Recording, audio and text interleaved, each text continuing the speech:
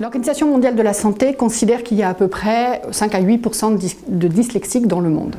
Ce qui est intéressant d'ailleurs, c'est qu'il y a des scientifiques qui ont récemment émis l'hypothèse que cette répartition homogène dans la population serait de nature à nous faire penser qu'il y a eu un moment dans l'évolution de l'humanité où cette façon d'organiser sa pensée, cette façon d'apprendre, cette façon d'explorer le réel autour, était pertinent pour l'humanité. Ce qui expliquerait pourquoi c'est aussi généralisé partout.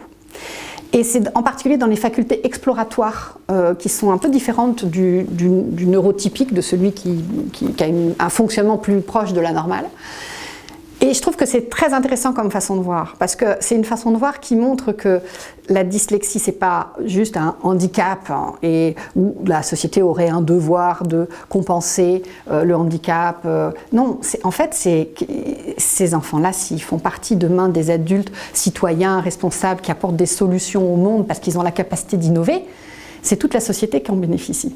Mobilis propose aux écoles des bibliothèques numériques de livres qui ont été adaptés pour que les dyslexiques puissent plus facilement les lire. Donc en fait, on a développé une technologie qui permet de prendre le livre existant, le livre qui est étudié en classe, le livre de l'éditeur. Donc on a un contrat avec l'éditeur, un contrat d'adaptation en fait, pour faire une nouvelle version du livre, dans une version numérique, mais qui est augmentée, qui est enrichie. Et qui est enrichie grâce à des traitements automatiques du langage. C'est une branche de l'IA.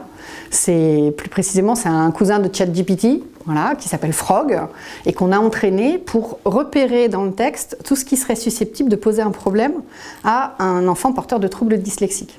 Donc ça peut être un mot de vocabulaire un peu complexe par rapport à son âge, ça peut être des images, des métaphores, ça peut être des ambiguïtés textuelles, des implicites, ou des pronoms qui sont ambigus, on ne sait pas à qui ça fait référence.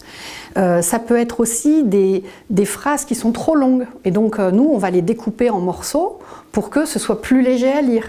Et tout ça, mis ensemble, ça permet d'avoir une palette d'outils qui est à discrétion de l'utilisateur. C'est-à-dire que l'élève, il choisit ce dont il a besoin au moment où il en a besoin.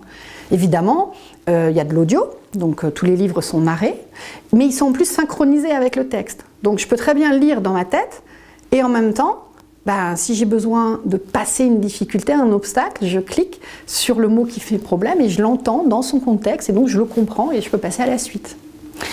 Le but, c'est que l'enfant ne soit jamais mis en échec, qu'il arrive à lire malgré son handicap, et tout seul, en autonomie.